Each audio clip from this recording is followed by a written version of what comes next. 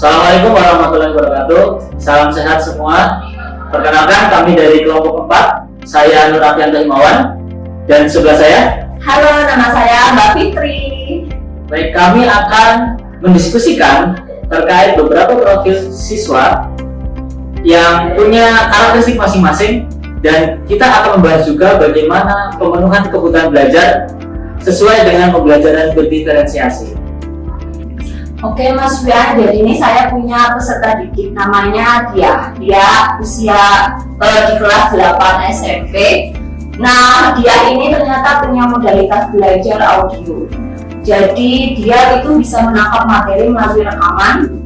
Nah, tapi dia itu kepribadiannya pendiam, dan karena pendiam itu jadi dia sulit berdiskusi.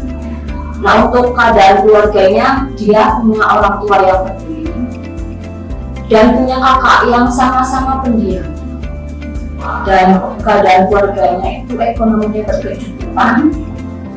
Nah, karena pendiamnya tadi, si dia ini jadi hubungan pertemanannya itu kurang kuat.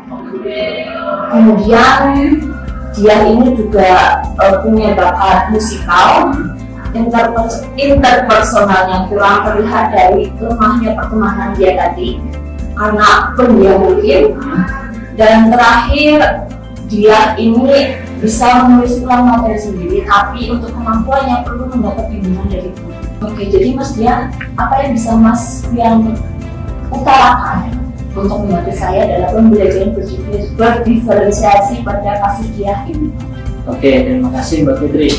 Dari cerita Mbak Fitri, saya sedikit menangkap kalau dia itu berarti modalnya belajarnya audio ya? Iya, betul. Nah, kalau untuk siswa yang audio, kita bisa memberikan materi dalam bentuk rekaman, seperti misalkan dalam bentuk MP3, atau misalkan juga kita bisa memberikan video, karena kan di video ada suara itu.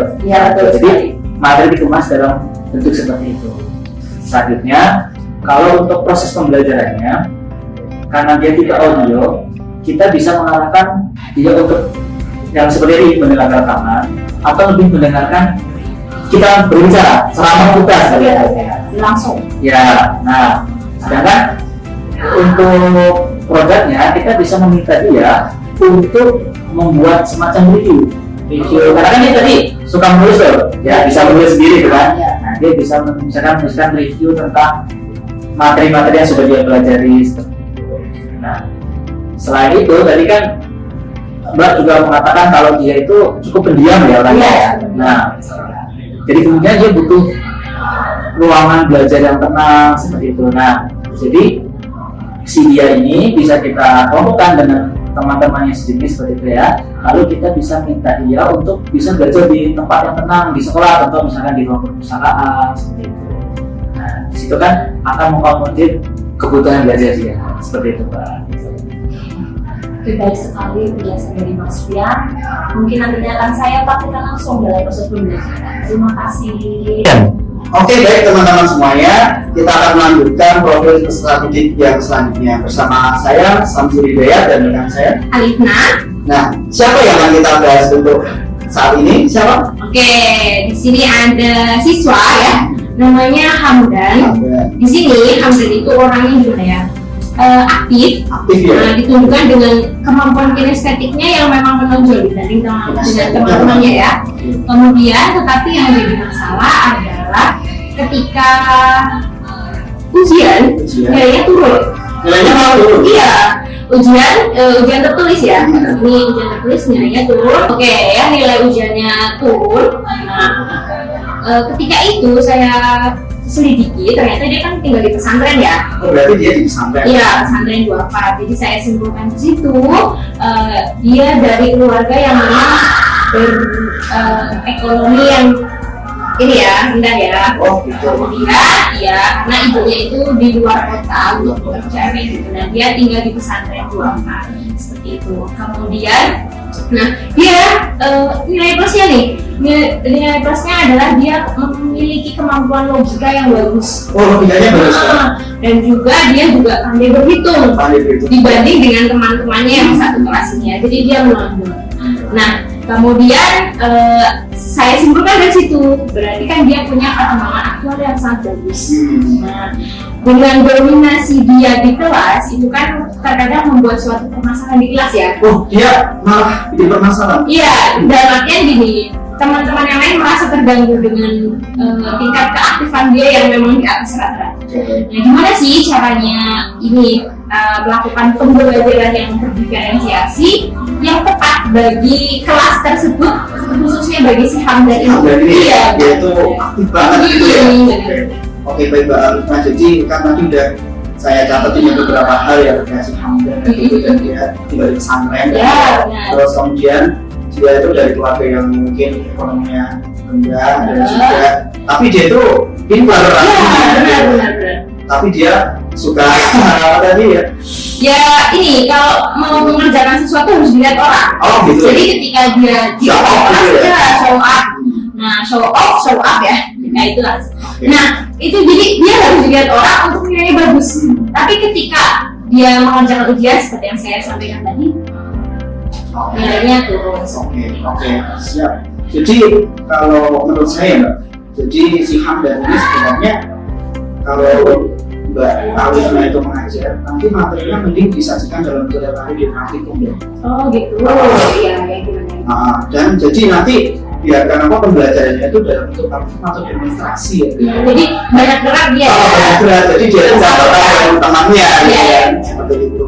Nah, kemudian yang selanjutnya nanti kan kalau dia udah atau kelasnya itu udah praktikum nih gitu kan, nanti bisa bikin laporan praktikumnya. Wujud ininya, wujud hasilnya, kelompoknya. Iya, laporan praktikum, dan nanti mereka disuruh mempresentasikan hasil praktikumnya. Cocok ya, jadi dia bisa tetap show up nih. Iya, tetap soal. Iya. Nah, kemudian kan itu nanti kalau misal pelajarnya bisa di laboratorium, bisa juga di kelas ya, gitu.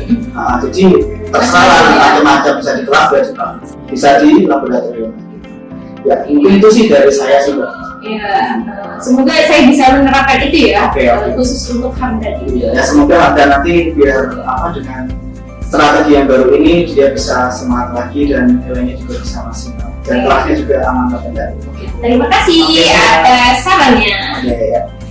Hai Mas Fian. Hai. Oke, ini sebenarnya saya masih punya permasalahan ya tentang murid saya itu namanya April. Wih, keren banget ya. Ya keren ya, abis. Kemudian dia perempuan, dia aktif, kinestetiknya bagus, ya, jadi menonjolnya kinestetik. Ya. Oke. Nah, tetapi yang jadi permasalahan adalah ketika pembelajaran daring itu ya. Nah, kita sempat mengalami masa-masa pandemi itu kan ya. Nah, di situ dia menghilang dari peradaban ya, peradaban kelas maksudnya seperti itu. Nah, setelah saya telusuri, karena dia tinggal di pesantren, ya, di lingkungan pesantren, anaknya ini punya masalah dengan kakak tingkat yang ada di pesantren. Jadi dia punya background masalah dengan Ini ya, teman di pesantrennya. ya, teman di pesantrennya. Nah, mungkin itu terbawa ya sampai ke sekolah. Nah, di situ padahal dia adalah murid yang aktif dalam artian seperti yang tadi kinestetiknya bagus, visualnya juga bagus. Kemudian dia mempunyai kepemimpinan yang bagus. Jadi dia mampu menggerakkan kelas. Punya inisiatif gitu. Iya benar sekali. Inisiatifnya bagus, proaktif lah ya. Nah, tapi yang jadi masalah ketika pembelajaran tidak dilakukan secara langsung itu dia karena memang punya masalah jadi kayak menarik diri. Oke. Nah, gimana sih cara membuat pembelajaran di mana orang-orang yang seperti April ini bisa terpenuhi kebutuhannya gitu. Jadi pembelajaran ya berkaitan dengan pembelajaran yang ini ya berdiferensiasi seperti itu. Gimana ya? Oke, dari cerita Mbak Alif tadi ini cukup kompleks ya masalahnya karena permasalahan yang dihadapi oleh April ini bukan hanya permasalahan di sekolah tapi juga di pesantren. Iya. Jadi tapi ini saya akan mempersempit saja dalam lingkupnya ya karena kita akan bagaimana mendesain pembelajaran berdiferensiasi di kelas gitu kan. Tadi Mbak Alif sudah mengatakan dia itu punya jiwa kepemimpinan yang tinggi. Iya benar. Nah, berarti kan kita bisa memberikan pembelajaran yang menantang gitu loh. Jadi misalkan dia diminta untuk memecahkan sesuatu atau membuat suatu proyek gitu. Oh, Jadi iya. salah satunya lewat PBL maupun PJPN gitu. Nah, nanti materinya itu ya PBL itu berarti problem seni dan dengan proyek Proyek, seni. oke. Nah, nanti untuk problemnya atau ini itu yang kontekstual terkait dengan masalah-masalah yang di sekitar gitu. Jadi kan dia lebih paham dengan apa yang ada di sekitar. Fenomena-fenomena ya. Iya, seperti itu. Nah, nanti dari pembelajaran itu dia akan menghasilkan ide atau gagasan atau solusi dari permasalahan itu, atau bahkan dia bisa menciptakan ini prototipe. Oh, Jadi, produk pembelajarannya iya, iya, prototipe itu sendiri ya. Yes, benar. Sama penyelesaian masalah itu. Iya, Oke. benar sekali. Nah, dengan melihat pembelajaran yang seperti itu, maka lingkungan belajar juga harus mendukung, karena kalau untuk PBL maupun PJBL itu tidak hanya dilakukan Dalam di dalam kelas, kelas, ya. tapi bisa juga di luar kelas, karena mungkin butuh membuat semacam data atau segala macam itu. Nah, itu kan bisa diperoleh dari luar Luar kelas. kelas juga. Oh, gitu. Jadi lebih bervariasi juga ya. Ya, benar sekali. Semoga dengan nanti mungkin saya bisa menerapkan itu ya, masalahnya April cepat terselesaikan sehingga dia kembali berprestasi seperti dulu sebelum ada permasalahan seperti itu. Amin, mudah-mudahan ya, karena kita juga punya keterbatasan ya sebagai pendidik ya, Iya, untuk bisa benar. memberikan kebutuhan belajar yang Benar cocok. sekali. Iya. Iya, sekali ya. Oke, sebelum teman-teman, kita sudah ngobrol tentang tiga ya tadi ya, tiga profil studying dan juga bagaimana memenuhi kebutuhan belajarnya lewat pembelajaran berdiferensiasi. Semoga apa yang kita diskusikan tadi bisa bermanfaat untuk diri kita pribadi selaku calon guru ya, dan juga pada semua para pendengar pemirsa video ini. Mudah-mudahan kita semua dapat menjadi guru yang profesional dan terus untuk bertumbuh. Oke, sekian dari kelompok 4. Terima kasih. Mohon maaf apabila ada kata-kata yang kurang berkenan. Assalamualaikum warahmatullahi